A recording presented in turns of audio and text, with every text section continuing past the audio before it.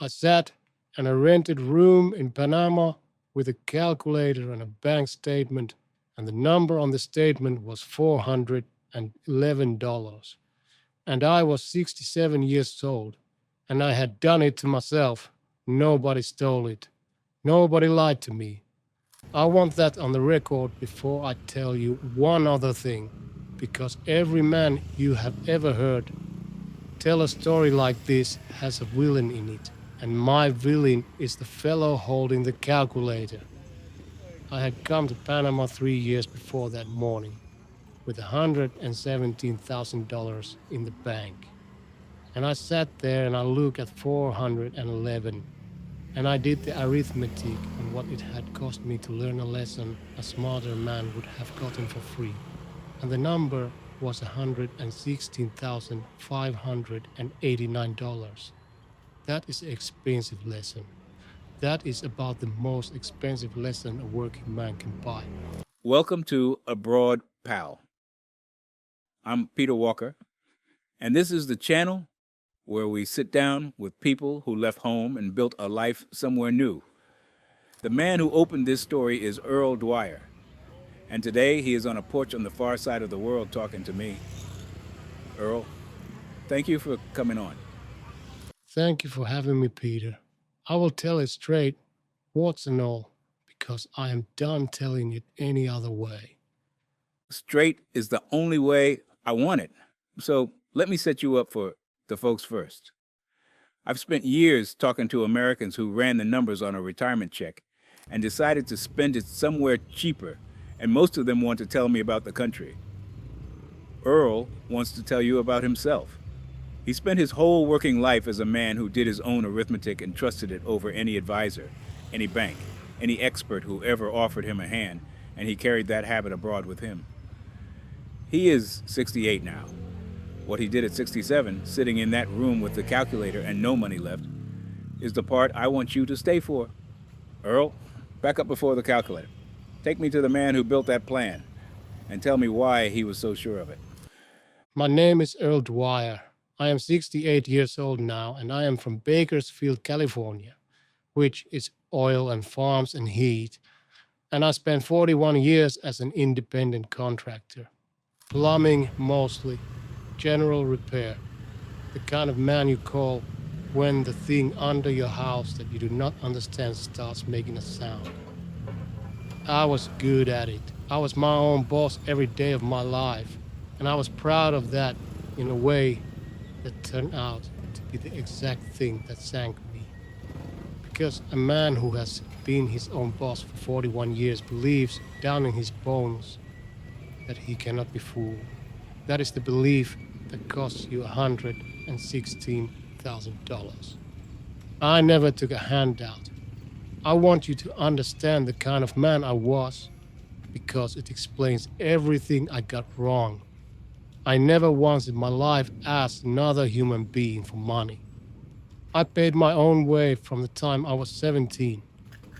When other men on the job talked about their financial advisor, I laughed, because I did my own taxes on my own kitchen table, and I trusted exactly one person with a dollar, and that was me. Earl Dwire did not need help. Earl Dwire had it handled. You're going to hear how well I had it handled. I married Marie in 1979.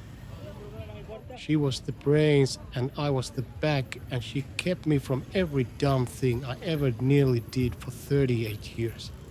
And I did not understand until she was gone how much of my good judgment had been her judgment all along, sitting quiet at the other end of the table, catching my mistakes before they left the driveway. She died 6 years ago. Cancer. And here's a thing I have had to sit with. If Mary had been alive, I would never have gone to Panama. She would have looked at the whole scheme for about 4 minutes and said, "Earl, no." And that would have been the end of it.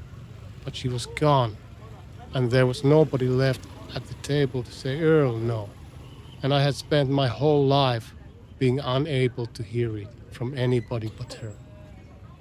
We had one daughter, Jenny. She's up in Sacramento, 41 years old, married, 2 kids. Jenny is a lot like her mother, which is to say, she's smart and she's blunt, and she told me the truth when I did not want it. She said, near the end of all this, the sentence that I could not stand to hear, and it is the reason I stopped calling her for almost a year. And I am not proud of that either. I will get to it. Here is how a sensible man talks himself off a cliff. I retired at 64. I sold the house in Bakersfield. And after everything, I walked away with $117,000 in cash and a social security check of $1,550 a month. Now, $1,550 a month in California is a joke. It is a room in somebody's house and beans. So I started doing what half of you watching this have done at 2 in the morning. I started reading about where a man could go, and everything I read pointed at Panama, and every reason was a good reason. And that is what makes it dangerous. Panama uses the US dollar, so no funny money, no exchange rate to get skinned on. It is 3 hours from Miami, so I could get home if I had to. It had that pensionado program, the retiree deal, discounts on everything they said, doctors and flights and restaurants, discounts written right into the law. And it was full of Americans already, so I would not be some pioneer out in the weeds. I sat at my kitchen table, the same table where I did 40 years of my own taxes, and I built a spreadsheet. And the spreadsheet said Panama was the smart play, the rational play, not a dream, a calculation. Let me tell you about the spreadsheet, because I have thought a lot about that spreadsheet since. I built it the way I built a bid for a plumbing job, line by line, careful. A man who has never once underbid a job in 41 years. Rent, food, utilities, a column for the pensionado, discounts, a healthy little buffer at the bottom because I am a careful man.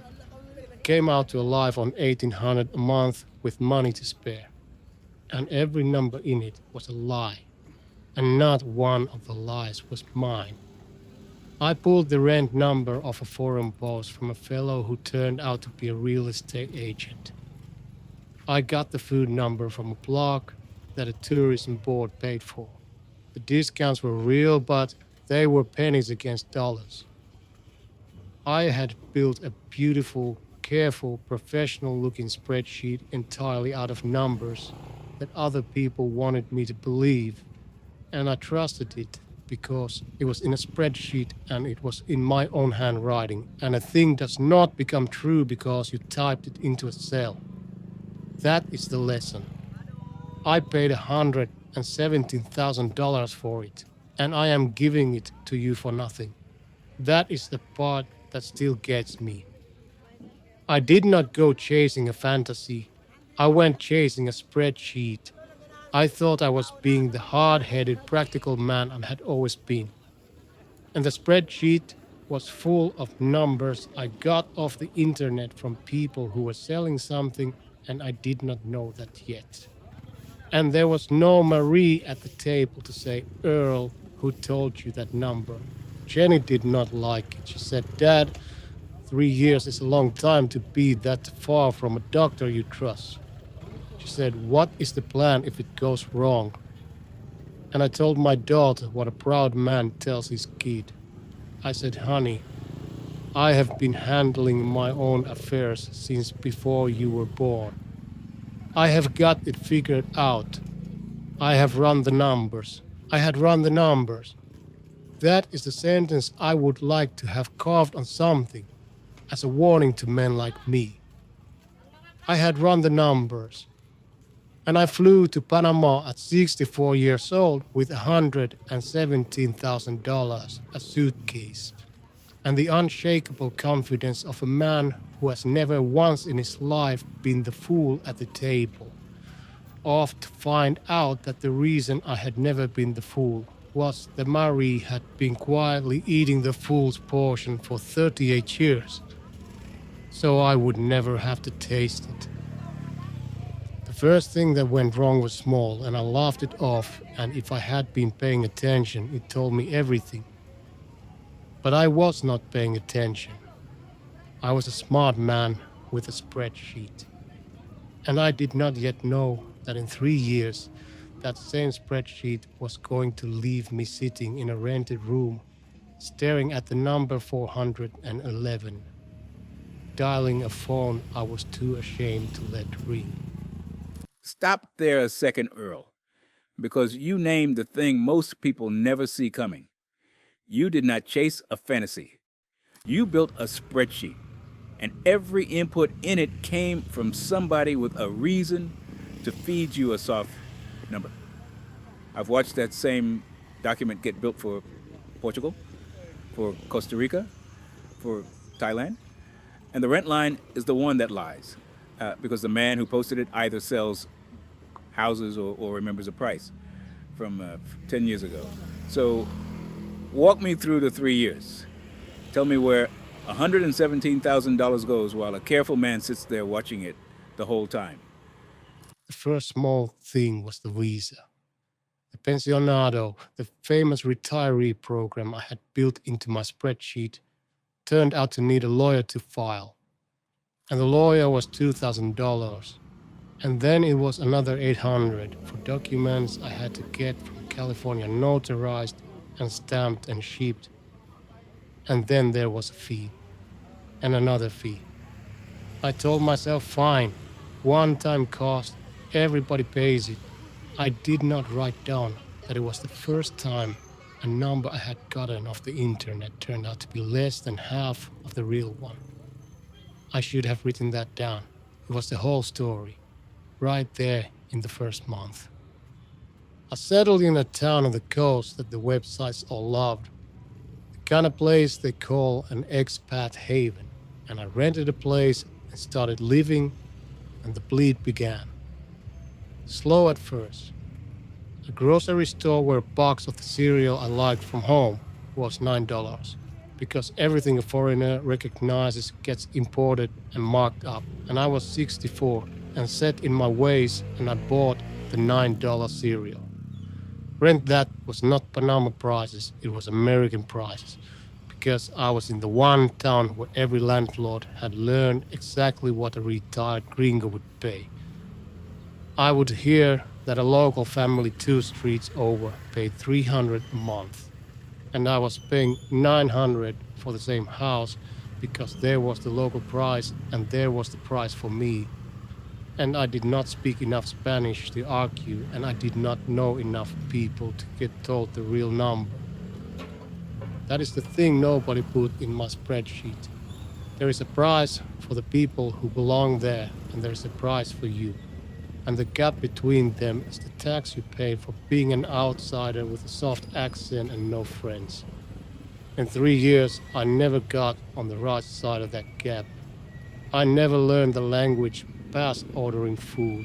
I stuck to the American crowd, the other retirees, and we all paid the gringo price together and complained about it to each other over expensive imported beer. And not one of us ever became the kind of local that a Panamanian would quietly tip off to the real cost of things. The pensionado discounts were real, I will give it that. But a discount on a restaurant meal does not save a man who's hemorrhaging on rent and imported groceries and a car he had to buy because the town was built for people with cars. And then came the one that broke the back of it. My knee went, same knee I had knelt on under 10,000 houses for 41 years, finally gave out, and it needed surgery.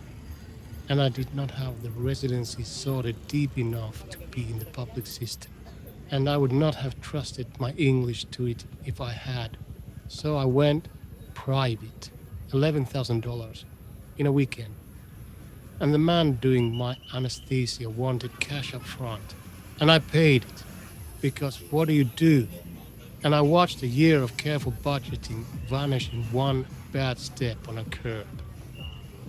There was a man in Panama named Chuck from Florida And Chuck was my friend, and Chuck was my future, and I could not see it. He was 74, 10 years ahead of me on the same road, and he had come down with a nest egg like mine, and he was on the far end of it, down to his check, stuck. He could not afford to stay, and he could not afford the ticket home. And even if he got home, he had nothing to go home to. He had burned it to come here. He used to nurse one beer for 2 hours at the bar where the Americans drank and complained.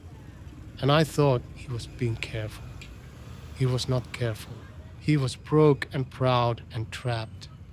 Exactly the way I was about to be. And I sat next to him for a year and did not recognize that I was looking in a mirror 10 years down the line. When I finally left for the Philippines, I tried to get Chuck to come. He would not. He said he was too old to start over one more time. Thus I heard he was still on that stool, still nursing the one beer. I think about Chuck more than I let on.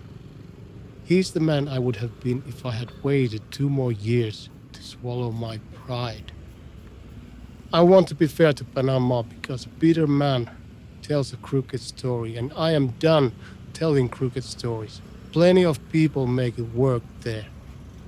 People who learned the language, who married in, who bought smart and lived local and did not eat $9 cereal out of homesickness. It was not Panama that beat me.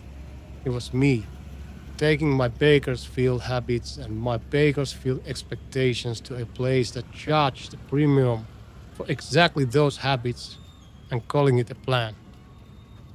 The country did not fail. My spreadsheet failed because I built it out of my own pride. I want to say something about the gringo price because it is the whole thing in 3 words, and most people never see it until it has eaten them. It is not that Panama is dishonest, it is that when you are a foreigner who does not speak the language and does not know a soul, you have no way to know the real price of anything. And so you pay whatever you are told, and the person telling you knows you have no way to check. The rent, the repair, the used car, the man who fixes your roof, every one of them looks at you and sees a person who cannot find out what a local pays and prices you accordingly, and they are not villains for it. It is water finding its level. The only cure is to stop being a stranger. Learn the language, make real friends, become somebody a local will quietly pull aside and say, "Do not pay that, I will call my cousin." I never became that man in Panama. I stayed a stranger for 3 years, and I paid the stranger tax on every single transaction until the money was gone. Here, I became Earl inside of a month, and the stranger tax disappeared because you cannot overcharge a man the whole lane calls a neighbor. 3 years. That is how long $117,000 lasts when you are losing 800, 1,000, sometimes 1,500 a month more than you're taking in. And you keep telling yourself it will level out, and it never levels out.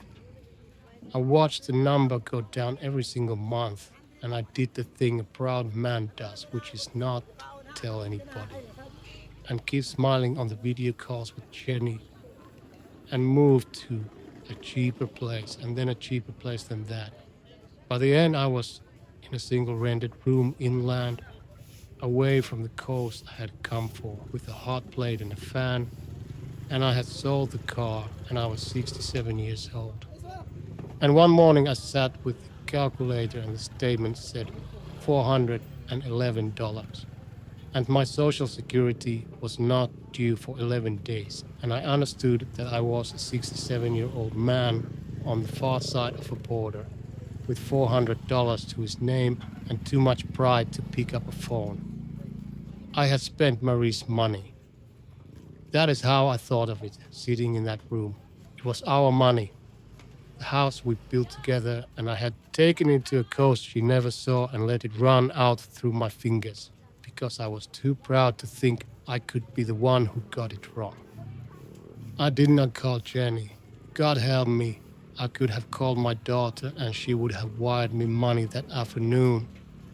And I could not do it because the last real conversation we had before I left, she had said, "Dad, what is the plan if it goes wrong?" And I had told her I had it handled. And I could not now call her and say I did not have it handled. I would rather have starved in that room. I nearly did. What got me off the floor was not pride and it was not courage. It was arithmetic, which is the only God a man like me ever prayed to. I sat there with the calculator, broke, and I did the only thing I know how to do when I am cornered, which is run the real numbers, the honest ones, for once in my life. And I asked a question I should have asked 4 years and $117,000 earlier. Not where do I want to go? Where can a man live on $1,550 a month and not 1 cent more? Because 1550 was all I had left in the entire world. No cushion, no savings. That check every month for the rest of my life. And when I ran that number, honestly, stripped of pride, stripped of the fantasy, stripped of the $9 cereal, Panama was not the answer and never had been. And the answer that kept coming back from the forums and the spreadsheets and the videos of old men grinning on porches was a place I had skipped over 4 years ago because it was too far. Because it was not 3 hours from Miami. Because a proud man wanted a backdoor home, the Philippines. And I had no money left for a backdoor anyway. So for the first time in my life, I ran the numbers with no exit, no cushion, no pride, and I bought a one-way ticket with almost the last of what I had, and I did not tell my daughter until I was already gone. Hold on before you land anywhere. You bought a one-way ticket at 67 with no cushion, no return fare, no back door, and most men in that room never move again. They do what Chuck did. They take the stool and let the check carry them down a little further each month because moving costs money and staying costs a bit less. I've watched that same Social Security number, 1,500 and change, fail in Panama and hold up in the Philippines over and over. And the reason has less to do with rent than people expect. So tell me about the arrival. Where first week, first month, and who met you? I landed in Dumaguete with the tail end of my money and no plan past the first week, which was a new experience for a man who had built a spreadsheet for everything. And the first thing that happened set the tone for the whole difference between the two countries. And I did not even understand it at the time.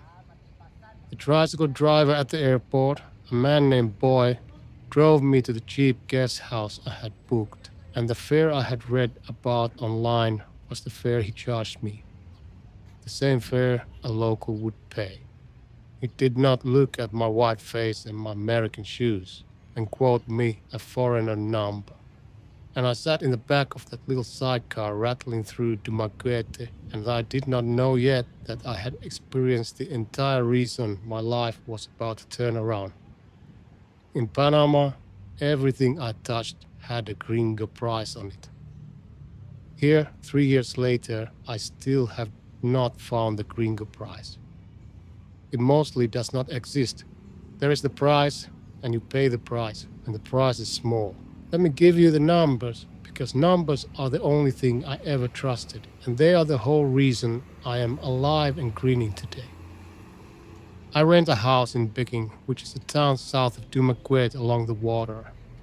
A concrete house, 2 bedrooms, a porch, a papaya tree in the yard. 9,000 pesos a month. That is $160 a month for a house. In Panama, I paid $900 for something no better. Electric runs me $40, $50 with the bedroom air conditioner at night. Water is $3. internet is 30 and it is faster than the coast of Panama ever gave me.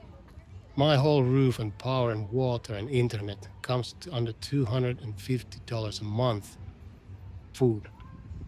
I eat at the cafeteria down the road where a woman lifts the lids off the pots in our point, and a full plate of rice and 2 dishes is under $2.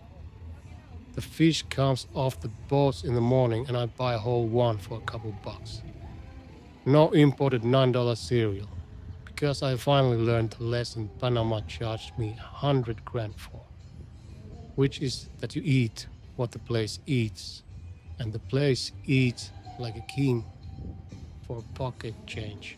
My food runs 350 a month and I have put on 10 pounds I needed. A woman named Josie comes twice a week, cleans, does my laundry, and I pay her well over the going rate because I have been on the wrong side of the money and I will not ever be a man who squeezes somebody who has less than me and that runs 60 a month. My blood pressure pill is $8. Now add it all up. Rent, power, water, internet, food, help, medicine, my little ones. I live well on about $800 a month. I get $1,550 a month. The same $1,550 that was a joke in California. The same $1,550 that Panama laughed at while it picked my pocket. Here, that same check leaves me $700 to the good every single month. For the first time since Marie died, I am putting money away. Broke man, 68 years old, who 3 years ago sat in a rented room in Panama staring at $411, is saving money on a social security check. That is not a figure of speech. That is my bank balance going up every month for the first time in a decade. That is what the thumbnail on this video means. $1,550 a month and I live like a millionaire. And I mean it close to literal. I have a house and a woman who keeps it and fresh fish and a doctor I can afford to see for a few dollars and money in the bank at the end of the month. Back home, $1,550 is a cot. Here it is the life of a man who wants for nothing. Same check, same man. The only thing that changed was I finally went somewhere that does not charge you extra for being you. My days have a shape now. And after Panama, I do not take a single ordinary morning for granted. I am up at 5:30 because the roosters here keep their own hours and you surrender to it by the second week. I make coffee, the local stuff they grow up in the hills, and I sit on the porch and watch bacon wake up. Kids in their uniforms heading for school. The fishermen already back in with the night's catch. Boy honking as he rows past and my hand going up on its own. I walk down to the market for whatever came off the boats.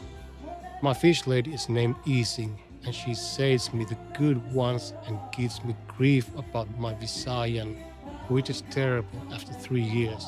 And the whole row of them at the market loves that the old American is a slow learner for once in his life. In the evening, when the heat lets go, I walk down to the water. In Panama, I lived on a famous coast and I paid a fortune for it. And I watched the sunset alone with a $9 beer, resenting the price. Here I walk down to the seawall and begging with a soda that costs me a quarter. And I sit with whoever is there, the old men who fix nets, the kids staring each other off the pier. And I watch the boats come back from across the strait with the mountains of Cebu going purple behind them, and it does not cost me a thing. And I'm not alone for 1 minute of it. That is the whole difference between the two countries in one picture. Same ocean, more or less. One of them I paid to watch alone.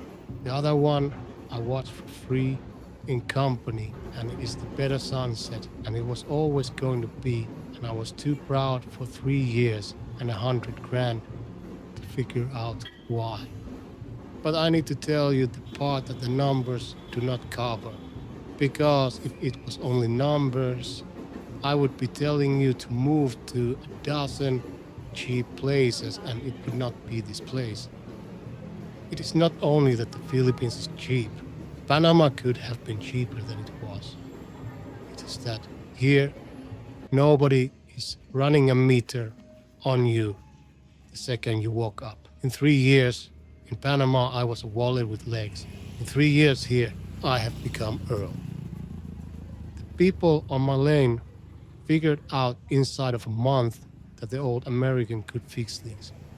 Same as I have done my whole life. Only now I do it for a papaya and a plate of food and the look on a man's face when the pump that has been dead for a year kicks back on. I fixed boy's neighbor's water pump the first month. Word went down the lane the way it does here.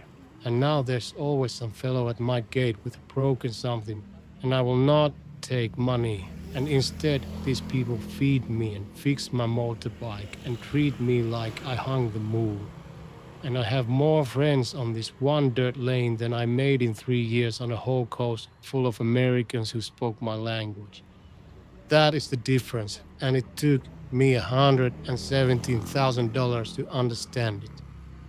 In Panama, I bought my way toward a life and never arrived. Here I stopped buying and started fixing water pumps for free. And a life grew up around me like the papaya tree without my permission, while I was not looking. The pump is what turned it. And I did not plan it. It happened the way the good things here happen sideways, when you are not looking. A man 3 houses down, Rene, had a water pump that had been dead a year, and his family had been hauling water by bucket that whole time, because the repair in town cost more than they made in a month. I heard him cursing at it over the fence the way you curse at a thing you have given up on. 41 years of reflex walked me over there before I could think about it. It was a cease bearing and a burnt capacitor. 30 years of that exact repair in my hands, and I had it running in an afternoon with parts that cost him $4.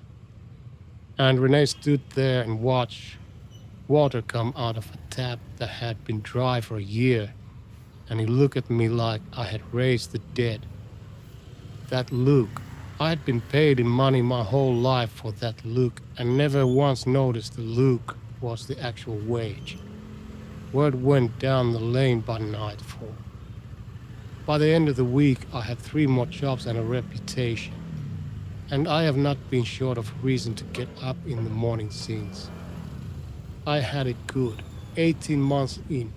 Money in the bank, friends on the lane, fish every morning. And I let myself think the hard part was behind me. That I had paid my tuition in Panama and graduated to Easy Street. And then one night I woke at 2 in the morning with my chest full of concrete and my left arm dead as a pipe. Alone in a house in Bacon 8,000 miles from my daughter. And what happened in the next hour is the reason a proud man finally, at 68, learned how to say thank you. You stopped that story right on the edge, and I felt it land. 2 in the morning, alone in a concrete house, 8,000 miles from the only family you have left. Before you take me into it, I want people holding 2 of your numbers side by side. $11,000 for one knee in Panama. A doctor in Bacon you can see for the price of lunch. Everything in the next hour turns on that gap and on who came through your gate. Take me into that night, Earl. All of it. I got one hand on my phone and I hit the last name I had called, which was Boy, the tricycle driver. Because on this lane, your tricycle driver is your ambulance, your neighbor, and half your family. And I could barely get the words out. He did not ask me one question. He said, "Leave the door," and he hung up.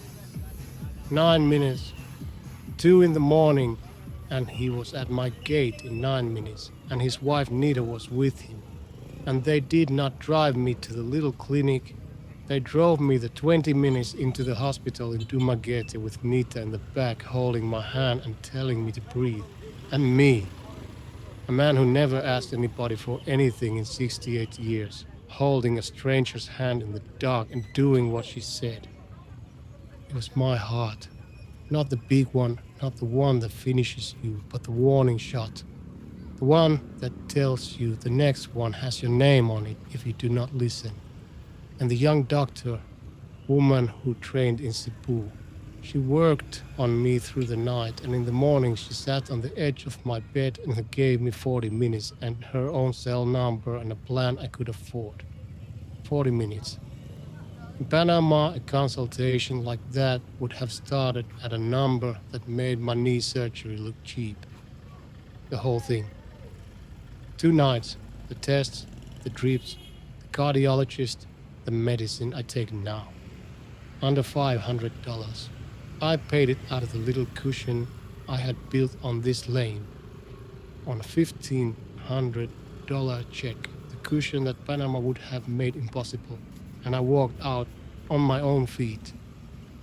And here is the part that took the last of the pride out of me. The part I have to tell slow because it is the center of the whole thing. Boy and Nita did not leave. In that hospital, the family stays, does the feeding and the watching, and I had no family on that island.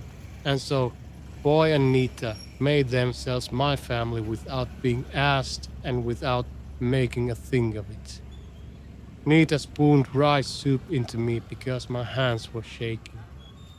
Boy slept 2 nights in a plastic chair, a man who loses a day's furries for every day he's not on that tricycle. And he did it for a broke old American he had known 18 months, and when I tried on the second morning to press what little cash I had on him for his trouble, he would not close his hand around it. He looked almost hurt. He said, "Earl, we are neighbors. We are neighbors." That was the whole reason, not a transaction, not a price.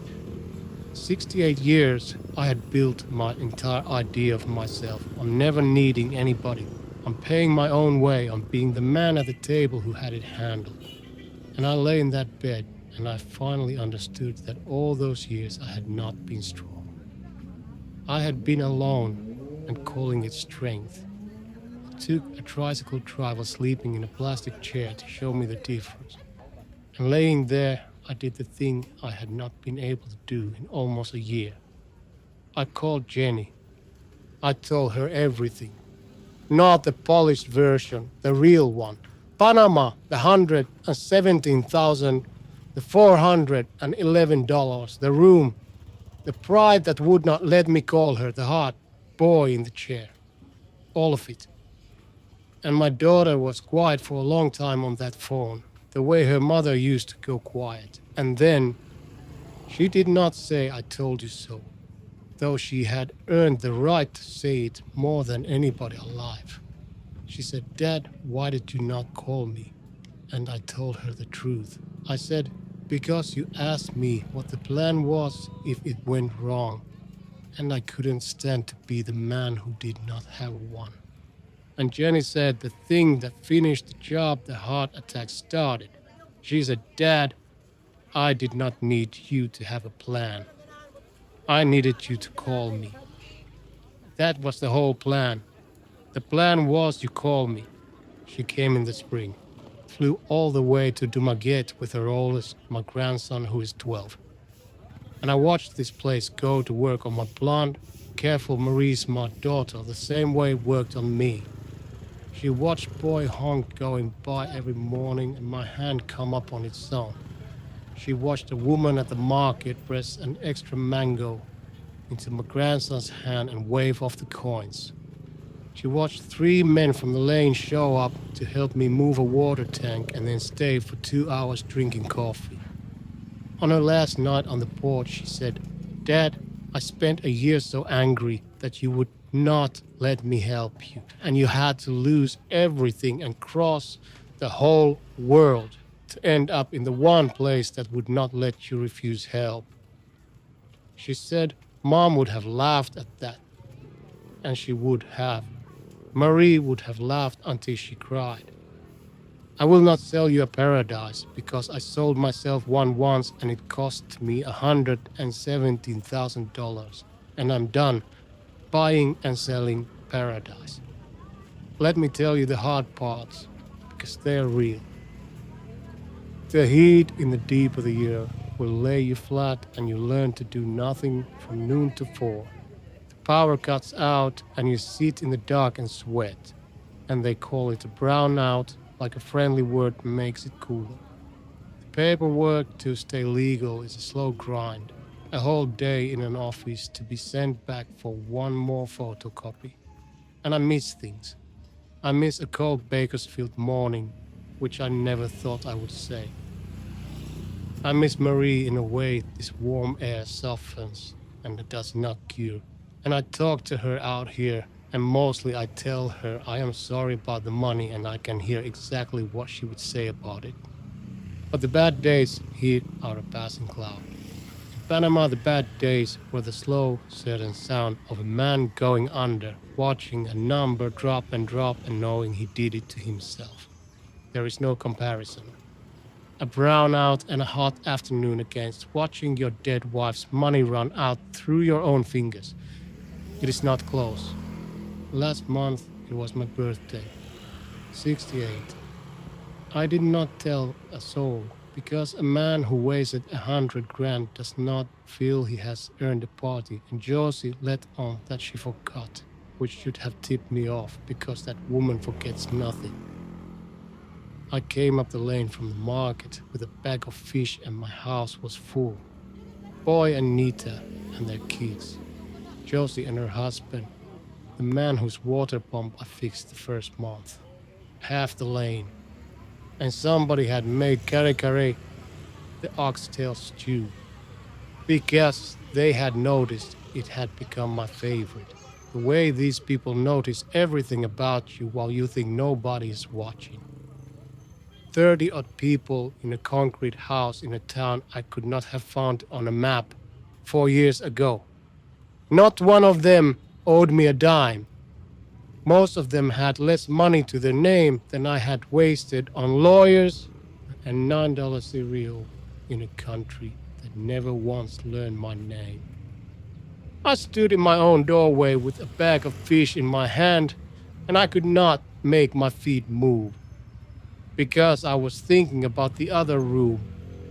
The rented room inland in Panama, the hot plate, the fanning, the calculator, the number 411, a proud man alone with his own arithmetic and nobody in the world he would let himself call.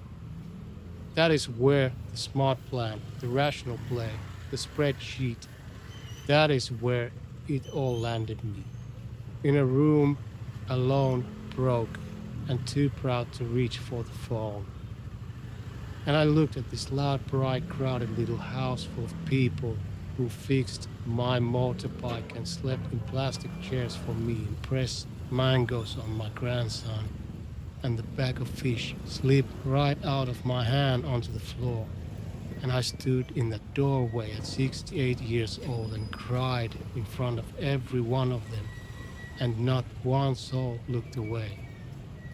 Nita came and got me under the arm and walked me in and put a plate in my hands. I retired to Panama with $117,000, and I did everything the smart way, the way a proud practical man does it, and it left me broke and alone in a rented room in 3 years. And I came to the Philippines with nothing but a $1,550 check and too much shame to call my own daughter. And inside of 3 years, I have money in the bank, a lane full of people who love me, a doctor I can afford, and a reason to still be here. Same check, same man. It was never about the money.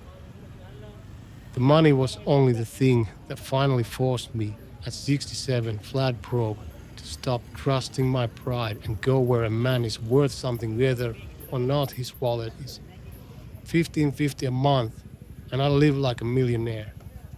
And the richest part of it, the part that does not show up in any spreadsheet I ever built, is that I finally learned how to let somebody help me carry the load.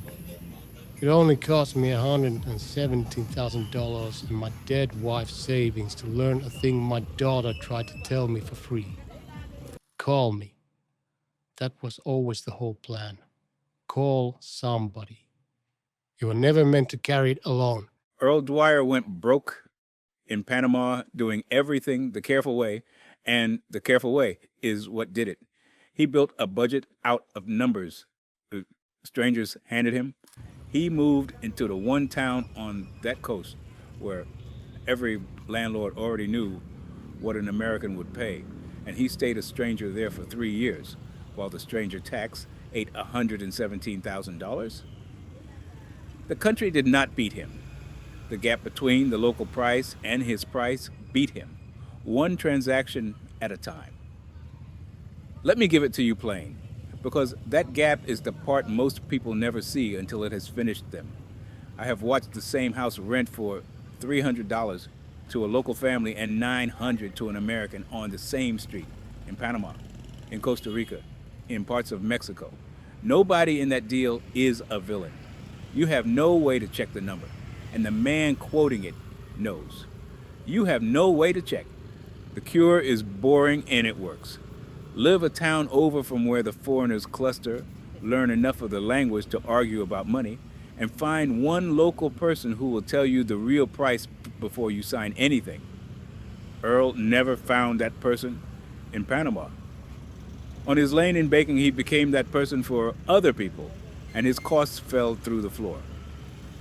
Now the place where I would push back on him with respect for what he came through. He flew to Dumaguete at 67 with almost nothing left and no fare home. That gamble paid off, and I am glad of it. And I would not hand that plan to anybody watching tonight. If his heart had gone 18 months earlier, or if that lane had turned out cold, he had no move left to make. Keep a get-home fund and do not spend it on rent, on a knee, on a bad month.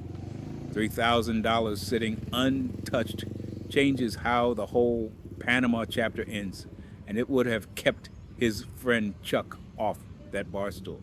Take two things out of here tonight. First, rent before you sell. 90 days in the country, in an ordinary neighborhood, paying the real bills, before a house back home goes on the market. Earl's spreadsheet would have died in week 2 of that test and saved him $116,000. Second, cheap rent did not save him. A tricycle driver who slept 2 nights in a plastic chair saved him. Cost of living gets you in the door, and the people decide whether you last. So pick a place where you can become a neighbor, then go be one, starting with the man on your lane whose water pump has been dead for a year. And if you are sitting there tonight with a check that will not cover your month and too much pride to say so out loud, take the one lesson Earl paid the most for.